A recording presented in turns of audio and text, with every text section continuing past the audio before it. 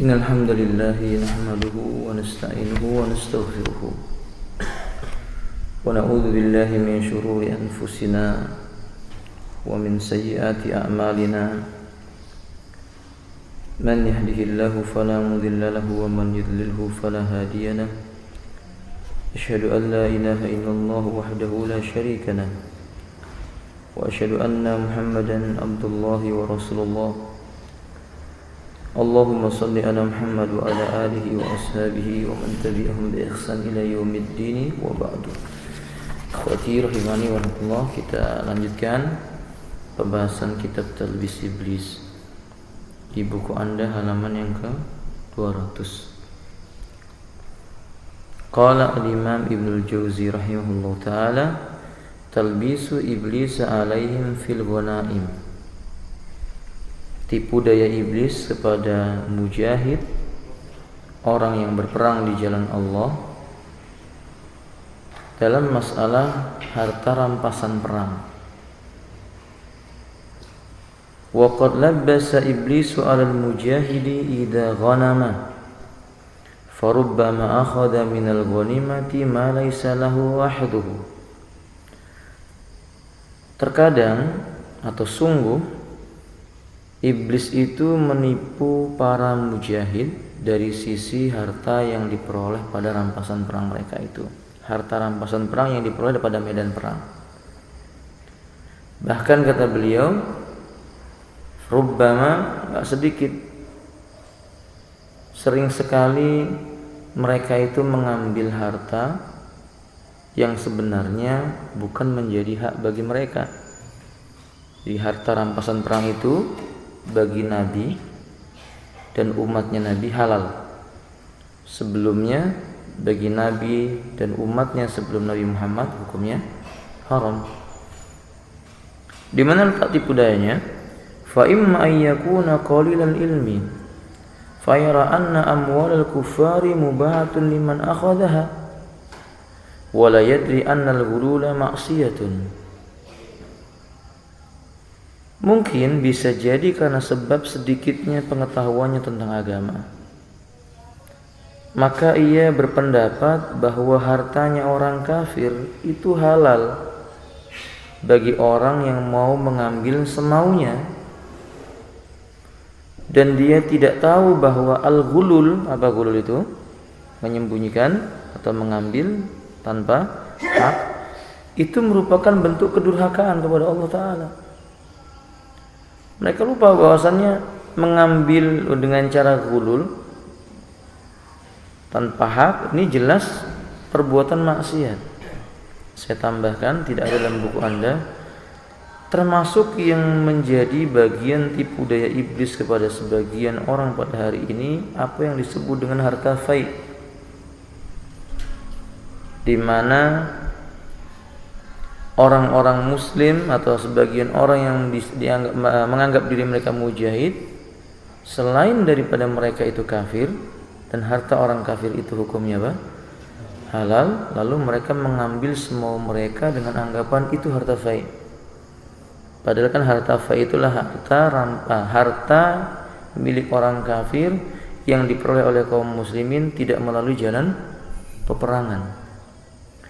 Nah, maka mereka menganggap bahwa setiap orang kafir hartanya boleh diambil di mana saja. Padahal kita mengetahui orang kafir itu ada beberapa bagian.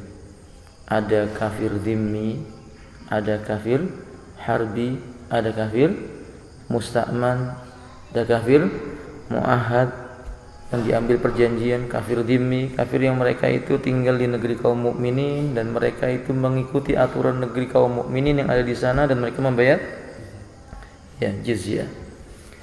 Ada mereka itu kafir musta'man yang dijamin keamanannya. Abu Layla punya teman, misalnya teman bisnis dari luar negeri datang ke negeri kaum muslimin, dia masuk dengan jaminan yang ada dari Abu Layla sebagai seorang mukmin, maka itu disebut kafir musta'man dan dia tidak boleh dibunuh. Ada kafir mu'ahad, kafir yang mengadakan perjanjian dengan kaum mukminin. Negeri A dengan negeri B mereka berjanji tidak saling menyerang misalnya. Ada juga kafir harb. Nah, ini kafir yang diperangi. Nah sekarang sebagian kaum muslimin ditipu oleh iblis dengan menganggap semua kafir sama, halal darahnya bagi mereka. Dan ini jelas sebuah bentuk tipu daya iblis, dan mereka menganggap halal pula harta bendanya bagi mereka. Maka Anda jangan heran kalau sebagian orang-orang yang mengatasnamakan jihad di negeri kita ini, mereka merampas sebagian harta orang-orang yang dianggap kafir. Bahkan notabene dia itu dohirnya muslim, yang dianggap kafir oleh mereka pun dirampas. Lebih parahnya lagi, mereka merampas harta yang jelas hukumnya haram, riba misalnya, itu hukumnya haram. Kemudian mereka menganggap ini fai, untuk biaya perjuangan nggak apa-apa, maka mereka rampok bank-bank yang ada. Coba lihat, ini karena apa? Qalil ilm, sedikitnya ilmu, dan tidak mengetahui bagaimana hakikat agama Allah Taala ini. Jadi kata beliau, fa imma yakuna qalilul ilmi, ini terjadi bisa jadi ini terjadi mungkin saja karena sedikitnya ilmu. Fa yara anna amwal kufar, lalu dia menganggap bahwa hartanya orang kafir itu mubahatun liman akhadaha, boleh saja bagi siapa saja mereka yang mau mengambil seenaknya. Wala yadri anal ghulula ma'siyah, dan mereka tidak tahu bahwa ternyata ghulul itu, mengambil harta yang bukan menjadi haknya, itu termasuk bagian dari maksiat. Kemudian kafilah rahimani Allah. Wa fi sahihaini min hadisi Abi Hurairah radhiyallahu taala anhu qala. Dalam kitab Sahih Bukhari dan Muslim dari hadis Abu Hurairah radhiyallahu taala an, beliau menuturkan, kharajna ma'a Rasulillah sallallahu alaihi wa alihi wasallam ila Khaybar. Kami pernah keluar ke medan Khaybar, yakni perang, bersama dengan Rasulullah sallallahu alaihi wasallam. Fa fatahallahu alaina, maka Allah membukakan pintu kemenangan bagi kami. Berkata beliau, falam naghnama dahaban wala wariqan, namun kami tidak memperoleh harta rampasan perang yang berbentuk emas maupun perak. Lalu kata beliau selanjutnya, ghanimnal mata'a wat ta'ama wa thiyaba. Yang kami peroleh, jadi mereka tidak dapat dinar, tidak dapat dirham, tidak dapat emas, tidak dapat apa? Perak, tidak dapat zahab, dan tidak dapat warak. Tapi kami mendapatkan makanan, mendapatkan pakaian, dan mendapatkan perhiasan. Termasuk perhiasan itu sendal atau tali sendal. Oke, ini termasuk apa? Perhiasan. Kemudian kata beliau, summan talaqna ilal wadi wa ma'a Rasulillah sallallahu alaihi wasallam abdun lahu. Selesai perkara di medan Khaybar, Nabi telah membagikan harta rampasan perangnya, lalu kami pergi bertolak menuju ke sebuah lembah. Nah, bersama Nabi ketika itu ada budak milik beliau. Falamma nazalna, ketika kami singgah sampai di lembah tersebut, qama abdu Rasulillah sallallahu alaihi wasallam yahullu, maka kata beliau, budak milik Rasulullah sallallahu alaihi wasallam ini dia berdiri, tiba-tiba datanglah panah yang menghunjam, farumiya bisahmin, kena kepada si budak ini, fakana fihi hatfu. Berarti orang ini kemudian terkena panah lalu meninggal dunia di lembah tersebut. Apa kata beliau selanjutnya? Falamma qulna lahu, ketika kami berkata kepada Nabi sallallahu alaihi wasallam, hani'an lahu syahadata ya Rasulullah. Lihat, ini sahabat mengatakan dengan kalimat ini hani'an. Wah, ini orang yang seperti ini berbahagia sekali baginya bahwa dia mati dalam keadaan syahid ya Rasulullah. Wah, senang orang ini mati dalam keadaan syahid wahai Rasulullah. Faqala sallallahu alaihi wasallam, tapi apa jawaban Rasulullah? Ini nasihat buat kita, bahwa syahid itu perkara yang di sisi Allah tabaraka wa taala ketentuannya. Bahwa kita enggak boleh sembarangan menuduh orang ini syahid. Karena mengatakan si fulan syahid itu sama dengan mengatakan pasti masuk ke dalam surga. Tapi kita hanya bisa mengatakan semoga dia diberi pahala oleh Allah dengan pahala syahid. Semoga Allah mengaruniakan kepadanya pahala syahid. Karena hak memasukkan seseorang ke dalam surga atau memasukkan seseorang ke dalam neraka itu haknya Allah Ta'ala. Ya, kalau orang mati dalam keadaan kafir, terbukti bahwa dia benar-benar kafir, ya jelas sudah, innal ladzina kafaru min ahlil kitabi wal musyrikina fi nari jahannam. Kalau ada orang mati dalam keadaan mukmin, dan pada umumnya orang mukmin telah Allah Subhanahu wa taala katakan bahwa mereka tempat tinggalnya adalah surga, maka kita katakan orang mukmin masuk surga. Tapi ketika ada seseorang mati dalam keadaan beriman, dia langsung masuk ke dalam surga, itu bukan hak kita. Dia pasti masuk ke dalam surga secara langsung, itu juga bukan hak kita. Makanya Nabi SAW mengatakan, kalla, tidak, jangan begitu. Walladzi nafsu Muhammadin biyadihi, demi zat yang jiwanya Muhammad berada di tangannya. Ini faedah memberikan kepada kita, faedah dalam hadis ini. Ini memberikan penjelasan kepada kita bahwa Allah punya sifat. Salah satu sifat Allah punya apa? Tangan. Allah punya tangan. Dan tangan Allah tidak sama dengan tangan makhluknya. Di ayat yang di dalam ayat Al-Qur'an Allah Subhanahu wa taala mengatakan bal yadahu mabsutatan. Bahkan kedua tangannya Allah itu kedua-duanya terbentang. Berarti Allah punya tangan. Boleh? Nah, dan hakikatnya benar-benar tangan. Tapi Allah berkata laisa kamislihi syai'un. Allah itu tidak serupa dengan makhluknya, sesuatu apapun dari makhluknya. Berarti tangan Allah enggak mungkin sama dengan tangan manusia. Kemudian ini juga memberikan faedah kepada kita bahwa Rasulullah SAW itu bukan Tuhan, membantah akidah khulul, wahdatul wujud, keyakinan bahwasannya Allah itu menyatu dengan zatnya Nabi, Nabi menyatu dengan zatnya Allah Ta'ala, yang di negeri kita disebut dengan manunggaling kawula Gusti. Iya, menyatunya hamba dengan apa? Tuhannya. Ya, buktinya Nabi mengatakan wallati nafsu Muhammadin biyadih, demi zat yang jiwa Muhammad berada di tangannya. Berarti Muhammad adalah hamba, sedangkan Allah adalah ilah, khaliq. Nah, lalu kata beliau, kata Nabi sallallahu alaihi wasallam, inna samlata, mana tadi sebentar. Inna samlata lataltahibu alaihi naran. Ini membuat para sahabat kaget ketika beliau menyebutkan sesungguhnya ikat kepala itu membuat dia terbakar di dalam api neraka. Sahabat belum tahu apa gerangan yang membuat orang ini. Kemudian Nabi berkata, jangan seperti itu. Demi zat yang jiwa Muhammad berada di tangannya, bahwa asyamlah yang diambil oleh orang ini itu membuat dia nanti terbakar di dalam api neraka. Akhadha minal ghanaimi yauma Khaibar.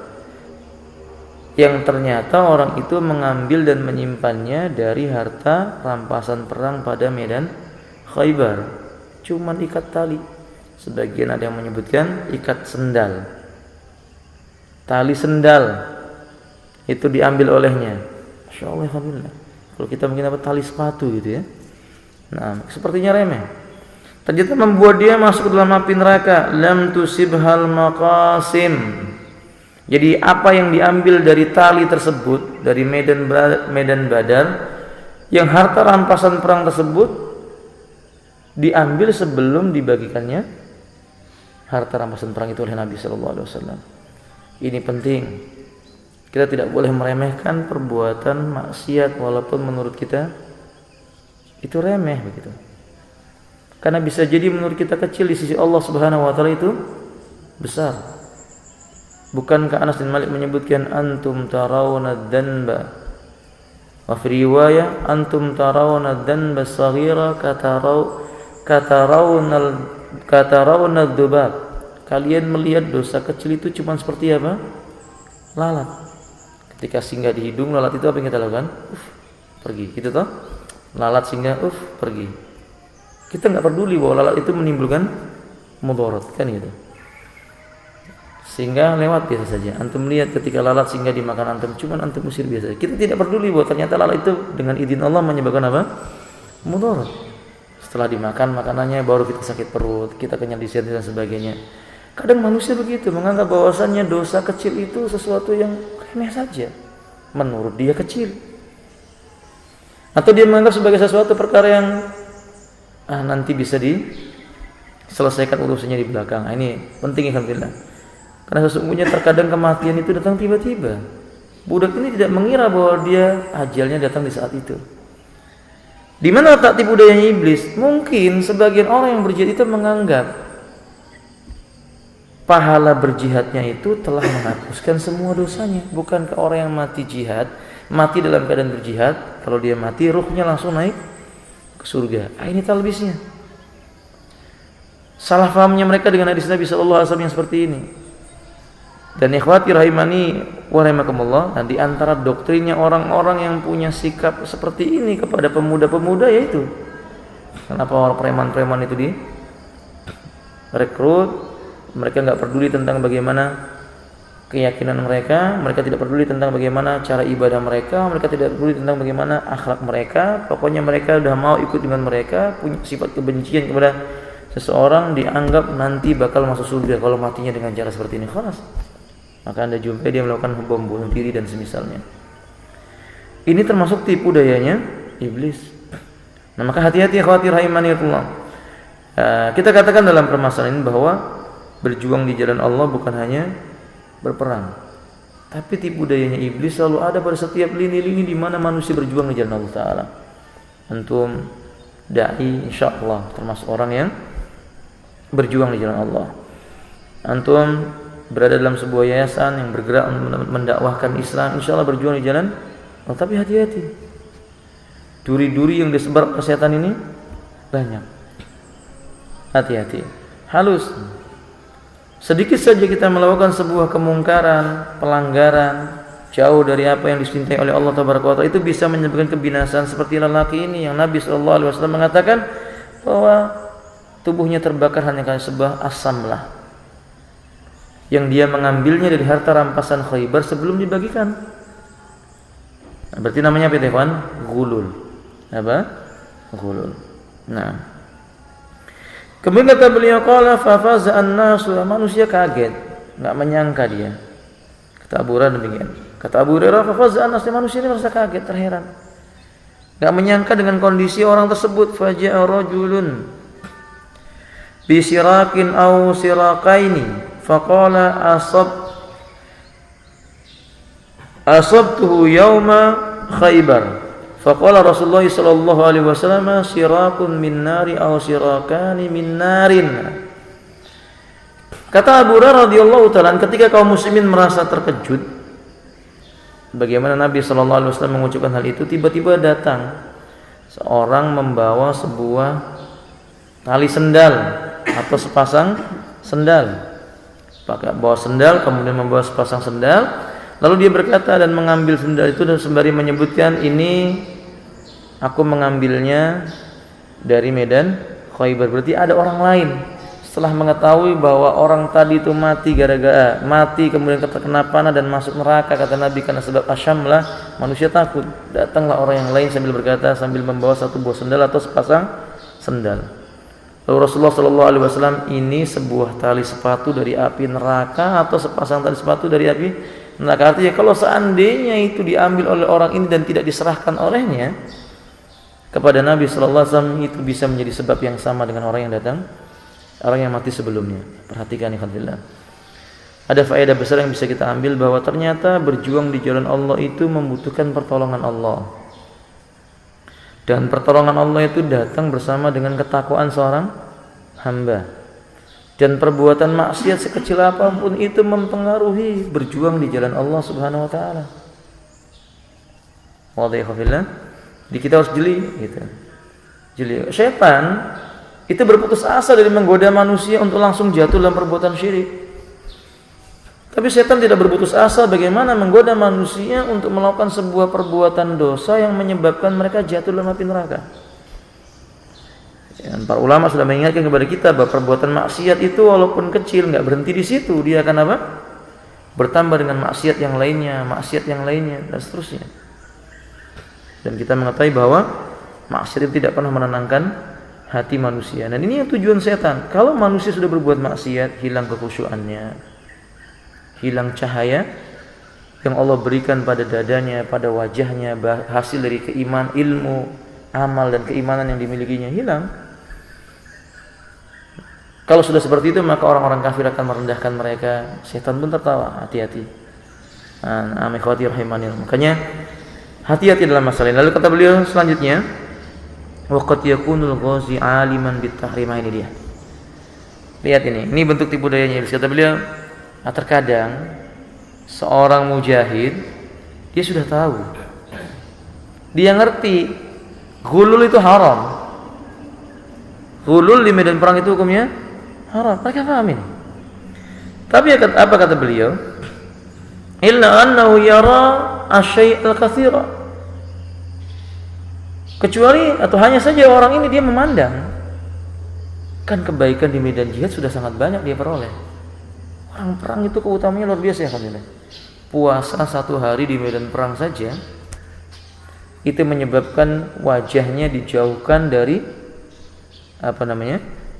siksa atau jilatan api neraka sepanjang perjalanan 7 tahun atau dalam riwayat yang lain 70 tahun. Ini kan sudah keutamaan itu baru sehari, belum lagi keutamaan ribat berjaga-jaga di medan jihad yang Nabi SAW menjamin tidak akan dijilat oleh api neraka, macam-macam keutamaan di medan jihad itu. Nah, setan itu membisikkan sudah banyak keutamaannya. Sudahlah, enggak usah khawatir. Mujahid itu apa? Mujahid itu diampuni dosa-dosanya. Nah, sehingga kata mereka enggak punya ilmu pun enggak apa-apa. Yang penting perang. Maka antum jumpai berapa banyak manusia itu enggak mau belajar ilmu, yang dipelajari cuma apa? Perang saja. Bukan berarti antum enggak boleh latihan ini loh ya, apa kemarin itu akhir? Saya baru dengar dari siapa namanya ini? Pak Muiz, teman-teman sudah mulai latihan perang gitu ya. Pakai apa itu ya, senjata perang-perangan itu ya. Nah, ya mungkin bukan nggak boleh, nggak apa-apa. Belajar ilmu. Nah, kemudian seorang belajar itu juga tidak dilarang. Cuma ketika seseorang menganggap bahwasanya ya ini yang paling utama, ini yang paling baik, kemudian meninggalkan mempelajari ilmu, lalu mengabaikan ilmu pula yang dia miliki, lalu dia menganggap remeh perbuatan dosa, ini tipu dayanya iblis telah masuk ke dalam dirinya. Tipu dayanya iblis telah masuk ke dalam dirinya. Maka Anda lihat berapa banyak orang-orang yang berjihad di jalan Allah itu mengecilkan orang yang berilmu. Walaupun kita mengatakan hafizah rahimanillah, Imam Ibnu Mubarak menyebutkan ketika beliau menulis sebuah surat kepada salah seorang ulama yang ada di kota Madinah, kalian menangis dengan air mata kalian. Sesungguhnya kami berjalan dengan debu dan darah yang mengalir dari tubuh kami. Artinya beliau mengatakan bahwa kami lebih utama daripada kalian. Tapi kemudian ulama yang ditulis surat ini pun membalas kama qala rahimahullah taala bahwa masing-masing kita punya keutamaan. Bukankah jihad yang pertama kali ditetapkan oleh Allah kepada nabinya adalah mendakwahkan ilmu. Boleh? Jadi sebenarnya dua-duanya punya keutamaan. Maka enggak boleh seorang mujahid itu mengecilkan orang yang mempelajari ilmu, karena mempelajari ilmu juga termasuk apa? Jihad fisabilillah. Dan seorang mujahid butuh ahlul ilmu. Kalau tidak, mereka tidak tahu bagaimana berjihad dengan benar. Nah, waqad yakunul ghazi aliman bitahrib illa annahu yara syai'al katsira. Maka kadang seorang yang berperang di jalan Allah itu, prajurit itu faham ini haram, enggak boleh. Kan tetapi ternyata dia memandang sudah terlalu banyak kebaikannya, enggak masalah. Ini kan cuman kecil, ya. Sendal itu kan cuman tali sendal, nggak apa-apa dibandingkan dengan peluru yang menembus tubuhnya jauh lebih. Nah, begitu kira-kiranya. Fala yasbiru anhu, jadi dia tidak sabar. Atau dia melihat hartanya banyak gitu ya. Dia lihat jumlah harta yang banyak, yara asai al-kasar, maka dia melihat di sana harta rampasannya itu banyak. Diambil dikit aja kan nggak apa-apa begitu. Faham maksudnya, Pak? Kemudian dia ambil sedikit aja nggak apa-apa. Fala yasbiran, dia nggak sabar. Wa rubbama dhanna anna jihadahu, dan dia menyangka bahwa jihadnya itu yadfa'u anhu ma fa'ala, telah bisa menjadikan sesuatu yang menghalangi dirinya dari siksa api neraka. Atau dia menganggap bahwa jihadnya ini sudahlah menghapuskan yang sedikit tadi itu. Hartanya banyak kok, cuman sendal aja masa dia dihitung. Nah, kadang kita begitu. Kadang kita mungkin menganggap hal yang remeh seperti itu. Kecilkan perbuatan maksiat dan dosa itu. Hati-hati ya ikhwafillah. Hati-hati. Maka kita jangan melihat dan tertipu dengan banyaknya harta rampasan perang itu. Illa annahu yara syai'al katsir, melainkan dia menganggap kan ini harta rampasannya banyak. Kan enggak seperti itu. Sama seperti kita ya, mungkin ini nasihat buat saudara-saudaraku, ujiannya dalam dakwah ini banyak, panjang gitu ya. Saya dulu ketika di perpustakaan di Pekanbaru dan juga di Bontang, itu ada perpustakaannya. Tapi setiap saya datang ke Bontang, pasti kitab yang ada di perpustakaan itu makin lama makin habis. Makin lama makin habis. Insyaallah kalau di sini enggak gitu ya. Saya ini cuma coba lihat. Dan menajubkan kita itu yang habis itu yang berbahasa Arab. Berarti kan orangnya bisa bahasa Arab dan dia tahu ilmu. Paham? Prasangka kita bahwa ini orang pinjem dan pasti akan dikembalikan. Tapi saya tuh datang ke Bontang itu rutenya 2 bulan sekali. Dulu seminggu sekali, kemudian berubah jadi 2 minggu sekali, berubah jadi sebulan sekali, sekarang 2 bulan sekali. Tiap datang makin lama makin habis. Pertanyaan kita, kemana ini buku ini? Karena sudah ada catatan yang meminjam harus catat, harus melapor, itu nggak ada. Ambil tanpa izin. Apa yang kita kira bahwa mereka mengatakan kan nggak ada yang bisa bahasa Arab, dia saja, mungkin satu. Maka dia kan, kalau saya baca kan datang manfaat, yang sedekah pun dapat apa? Pahala. Mungkin begitu. Dua, dia tidak sadar bahwa buku itu diperlukan oleh setiap dai yang datang ke sana untuk menjadi operasi dalam apa? Dakwah. Maka dia telah melakukan meminjam tanpa hak, gulul. Dia mengira bahwa apa yang telah dia lakukan dengan membaca kitab itu nanti bakal dapat pahala, yang punya buku juga dapat apa? Pahala. Coba lihat. Itu kan perbuatan dosa. Dan itu tipu daya syaitan masuk dalam diri seorang dai. Nah, alhamdulillah. Ketika kita telusuri itu dapat orangnya. Insyaallah kita berkunjung ke rumahnya. Oh, ini semua buku yang ada di mana? Di perpustakaan PT Badak. Ini benar demikian. Saya minta jadwal nama ustadznya yang bisa bahasa Arab siapa saja gitu. Saya berkunjung kepada beliau. Nah, saya nggak mau sebutkan namanya. Ketika saya tanya, ternyata benar perkiraan saya. Dia beranggapan kan di sana nggak ada yang bisa bahasa Arab, Ustaz, dia bilang gitu. Maka yang ini kan cuma saya pinjam. Saya tanya sampai kapan? Wallahu alam, coba lihat. Masyaallah, ini termasuk tipu daya syaitan. Hati-hati ya kawan. Hati-hati yang seperti itu. Nah ini maka dengan demikian kita mengetahui bahwa terkadang iblis menipu kita dengan anggapan-anggapan yang kecil, ternyata di sisi Allah itu sesuatu yang besar. Terutama dai, thalabul ilm, tamakin, tingkah laku mereka itu diperhatikan oleh umat.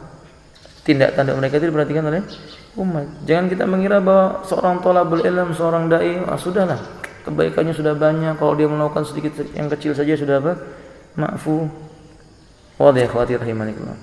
Nah, ini pelajaran besar buat antum. Karena ini jatuhnya kepada saya, ibrah ya. Naik kendaraan suatu ketika terburu-buru menuju ke tempat pengajian. Waktu kurang 15 menit, sementara perjalanan bisa ditempuh sampai setengah jam. Berarti terlambat 15 menit. Terpaksa ngebut. Selip sana, selip sini. Ternyata ada ikhwan yang hafal dengan mobil saya. Wadih. SMS. Nasihati Ustaz, tidak pantas seorang Ustaz naik kendaraan tidak punya etika. Kena saya, benar. Dan kita terima. Ya tidak punya etika, selip sana selip sini, kan begitu fillah. Apalagi seorang yang dianggap apa? Dai. Ini pelajaran besar. Sejak saat itu saya berpikir begitu. Ngebut dikit, lihat-lihat ini ada enggak orang yang ada di kanan. Walhasil apabila rahimanikullah, bahwa terkadang niatnya apa? Niatnya baik untuk sampai kepada tujuan ini, mau mengajarkan ilmu supaya enggak terlambat. Ini sebenarnya niatnya baik, tapi iblis memanfaatkan, menjatuhkan kehormatan orang itu, merendahkan keadaan orang itu, sehingga dakwah tidak bisa diterima karena berburuknya akhlak. Fahim? Ini pelajaran. Kayak antum jangan begitu, udah pakai jubah, jenggot panjang, pakai helm, masya Allah, naik motor, gerung, kebut sana kebut sini, lampu merah terjang saja, bukan etika. Itu termasuk tipu dayanya syaitan. Fahim ya alhamdulillah. Nah, mudah-mudahan bermanfaat. Ada pertanyaan?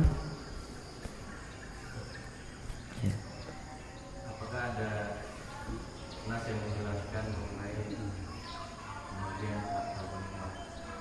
Kenapa?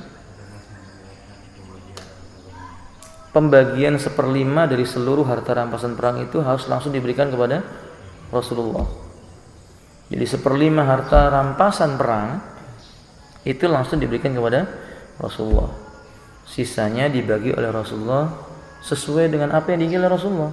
Jadi tentang berapa jumlah si fulan dapat berapa, si fulan dapat berapa, itu haknya pemimpin. Sehingga pada beberapa peperangan Nabi SAW membagi harta rampasan perang kepada kaum muslimin dengan jumlah yang berbeda dilihat dari sisi kondisi hati mereka. Ada yang baru masuk Islam dari kalangan orang-orang Ansor yang baru masuk Islam ketika itu, dari kalangan orang-orang kota Madinah yang baru masuk Islam, maka Nabi memberinya 10 ekor onta, ada yang sampai 100 ekor onta. Sementara orang yang telah lama masuk Islam, mereka tidak diberi apa-apa kecuali bersama dengan Nabi. Ketika Nabi membagikan harta rampasan perang, keluar orang-orang Ansor sahabat Nabi enggak dapat bagian apa-apa, sehingga sebagian sahabat Nabi ada yang wajahnya tertunduk.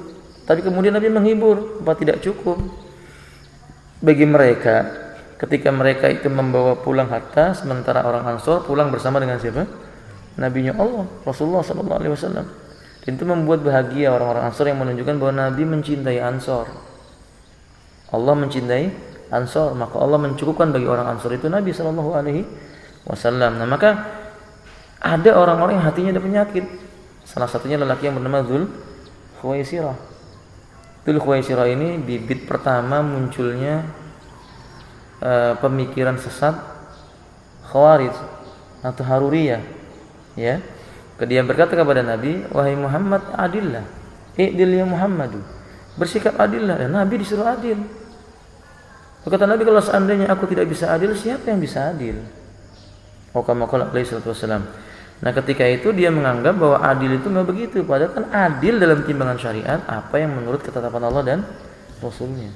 Nah, jadi tidak ada pembagian yang menjelaskan bahwa ini harus dapat sepertiga seperti faraid, tidak ada, ya akhi. Jadi itu haknya siapa? Pemimpin, dan dia memandang mana yang lebih menimbulkan maslahat.